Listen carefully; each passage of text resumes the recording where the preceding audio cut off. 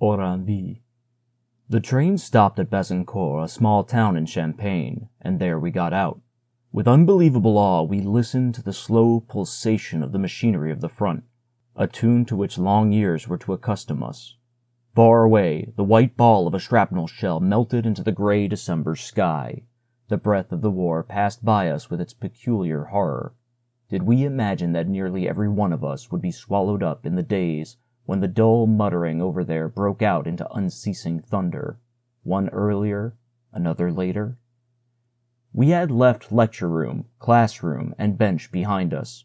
We had been welded by a few weeks' training into one corporate mass inspired by the enthusiasm of one thought, to carry forward the German ideals of '70. We had grown up in a material age, and in each one of us there was the yearning for great experience, such as we had never known. The war had entered into us like wine. We had set out in a rain of flowers to seek the death of heroes. The war was our dream of greatness, power, and glory. It was a man's work, a duel on fields whose flowers would be stained with blood. There is no lovelier death in the world. Anything rather than stay at home. Anything to make one with the rest. Our fevered thoughts cooled down as we marched through the heavy chalk loam of Champagne. Pack and ammunition and rifle weighed on us like lead. At last we reached the village of Orainville, the rest place of the 73rd Fusiliers, a little spot typical of that neighborhood, consisting of 50 cottages built of brick or flint round a park-enclosed chateau. The traffic in the village street was strange to eyes accustomed to peace conditions. There were only a few uneasy and unkempt civilians to be seen. Everywhere there were soldiers in worn and torn coats, with tanned faces and thick beards, who went to and fro with long swinging strides, or lounging in small groups at the cottage doors, assailed us newcomers with chaff. At one place there was a cooker smelling of bean soup and surrounded by a ration party clattering dixies. The Wallenstein-like romance was heightened by the incipient dilapidation of the village. After spending our first night in a huge barn, we were paraded before the adjutant-lieutenant, as he was, von Brixen, in the courtyard of the chateau, and told off to our companies, mine being the 9th. Our first day of the war was destined to make a very distinct impression on us. We were sitting in the schoolhouse, where we were quartered, having breakfast. Suddenly there was a series of heavy explosions close by, and soldiers rushed from every house and crowded to the entrance of the village. We followed their example without knowing why. Again, there was the peculiar whisper and fluster overhead that we had never before heard, drowned in a terrific crash. I was surprised to see the men round me crouching as if bent under a terrific pressure. Immediately after, black groups appeared in the empty village street bearing black bundles on stretchers or on joined hands. A feeling of unreality oppressed me as I stared at a figure streaming with blood, whose limbs hung loose, and who unceasingly gave a hoarse cry for help, as though death had him already by the throat. He was carried into a cottage with the Red Cross flag over the door. What was all this, then? The war had shown its claws and torn off its pleasant mask. It was so mysterious, so impersonal. One had scarcely given a thought to the enemy carrying on his secret and malignant existence somewhere behind. The impression of something arising entirely from beyond the pale of experience was so strange that it was difficult to see the connection of things. It was like a ghost at noon. A shell had hit the entrance of the chateau, and had struck a mass of stones and masonry into the doorway just as the inmates, terrified by the previous shell burst, were flocking out. There were 13 casualties, among them the bandmaster, Gebhard, whom I knew well by sight from the promenade concerts at Hanover. A horse standing tied up at the steps realized the danger before the human beings, and breaking loose, galloped unhurt into the courtyard. I could tell from talking to my companions that this episode had somewhat dampened their martial ardor. It had affected me too. I seldom heard the rumble of a passing lorry without mistaking it for the sound of that deadly shell.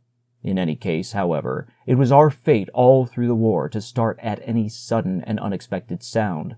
Whether a train clattered by, or a book fell on the floor, or a cry rang out at night, the hearts always stood still for a moment in the belief that some great and unknown danger threatened.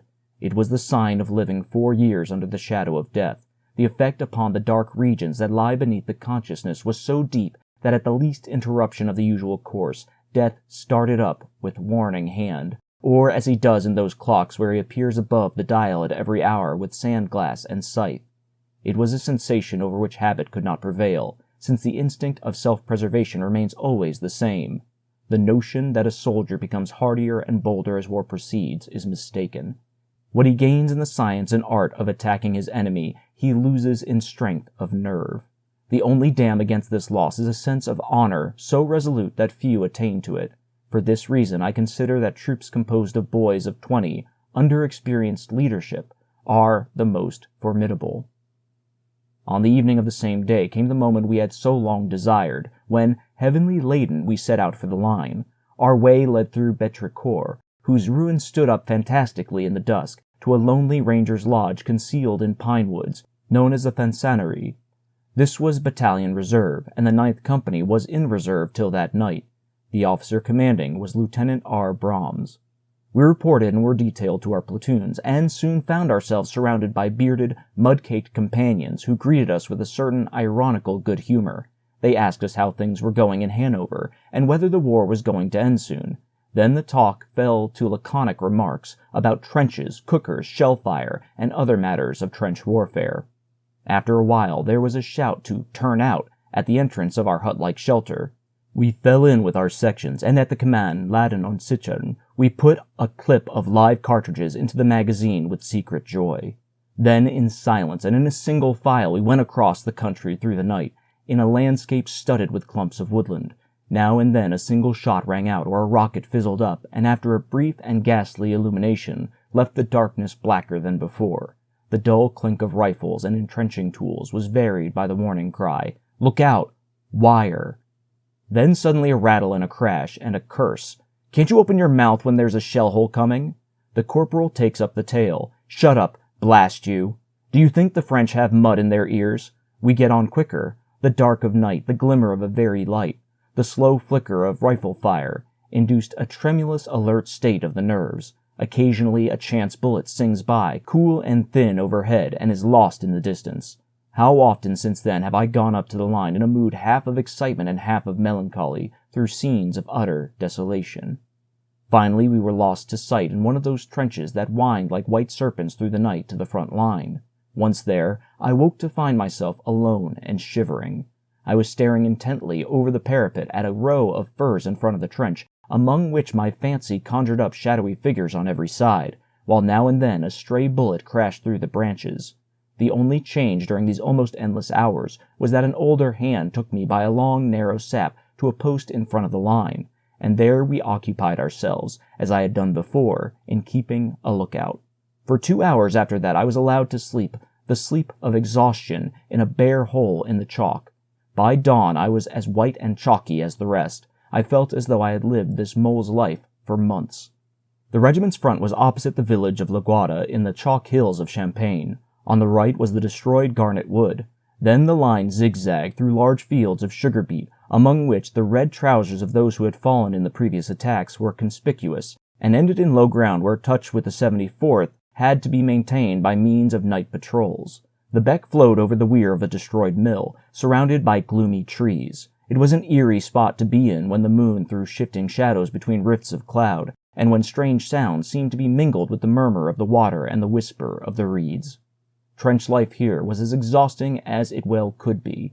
The day began before dawn, when every man had to be standing to. From 10 p.m. to 6 a.m., only 2 men from each section might be sleeping, which worked out at 2 hours sleep per man, and even this, owing to being wakened earlier or having straw to fetch and one thing or another to attend to, was often illusory. Either we were on guard in the trench, or else we went out to one of the numerous posts which were connected with the front line by long saps. These posts were intended to add security to the front line, but as trench warfare developed, they were found too exposed and were given up. This endless and terribly exhausting round of night guards was endurable in fine weather and even in frost. They were a positive torture when it rained, and it usually does in January. When the wet penetrated first, the ground sheets pulled over your head, then coat and tunic, and then trickled hour after hour down your skin. There resulted a state of depression that was impervious even to the cheering sounds of the relief waiting along towards you. The first light of dawn shone on exhausted chalk-smeared figures that, with chattering teeth and white faces, threw themselves down on the dirty straw of the dripping shelter. Those shelters. They were holes hacked out in the solid chalk wall of the trench and covered with a layer of boards and a few shovels of soil. When it rained, they dripped the whole day after. With a certain gallows humor, they were called dripping wells, men's baths, and so on. If more than one desired to take their rest in them, they were compelled to put their legs in the trench, where they formed excellent man-traps for passers-by. Under these circumstances, there was little question of sleep during the day, even if there had not been 2 hours on guard, cleaning the trench, fetching food, coffee, and water, and a lot else. It may be imagined that this unaccustomed life came very hard on us, particularly as the old soldiers were quite knowing enough to take advantage of us in every possible manner. They brought this habit with them from life in the barracks, and in this way added some bitterness to days hard enough already. There was an end to it, however, when we had once been under fire together. The common soldier could not easily swallow the fact that we were volunteers. He took it to be a sort of bumptiousness on our part. I often encountered this notion during the war. It was not much better when the company was in reserve. Our quarters then were small mud huts covered with branches of fir trees near the Façannerie Oron-ville wood, where the ground, deep in manure, gave us at least the pleasant warmth of a hot bed. Many a time one walked in a puddle inches deep. Though up to now I had known rheumatism only by name, it was not many days before I felt it in every joint through being always wet to the skin. Here, too, the nights were not for sleeping. They were used for deepening the numerous communication trenches. A ray of light in this scene of dreary monotony was the arrival of the cooker every evening at the corner of Hiller Wood. When the lid was taken off the Dixies, a wonderful smell of beans and bacon, or something else as delightful, was wafted abroad. But here, too, there was a dark spot. Desiccated vegetables, reviled by fastidious gourmets as wire entanglements or damaged crops. Under January 6th, I even find in my diary the following indignant observation.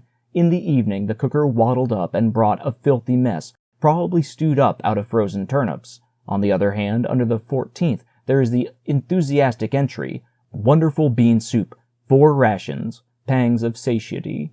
We had an eating competition and disputed which position was the best for putting it down. I was for standing to it. The days of rest at Orainville were the best. They were spent in having one sleep out, cleaning equipment and training. The company was quartered in a huge barn which had 2-step ladder stairs as the only way in. We had stoves in spite of the building being full of straw. One night I rolled against one of them, and was only awakened by the attentions of several of my pals who were making violent efforts to extinguish me. To my horror, I found that my uniform was badly charred behind, and in consequence I had to go about for considerable time in a species of frock-coat. After a short while with the regiment, we had pretty well lost the illusion with which we had set out. Instead of the dangers we had hoped for, only mud and work and sleepless nights had fallen to our lot, and the conquest of these called for a heroism that was little to our taste. This continuous exhaustion, too, was in part the fault of the higher command, which had not yet grasped the spirit of modern trench warfare. In a short war of movement, the officer both can and must take it out of his men without regard, but in a war that drags on, this leads to physical collapse. The immense number of posts and the continual digging were for the most part unnecessary and even harmful. Trenches are not the first thing, but the courage and freshness of the men behind them. Battles are won by iron hearts in wooden ships.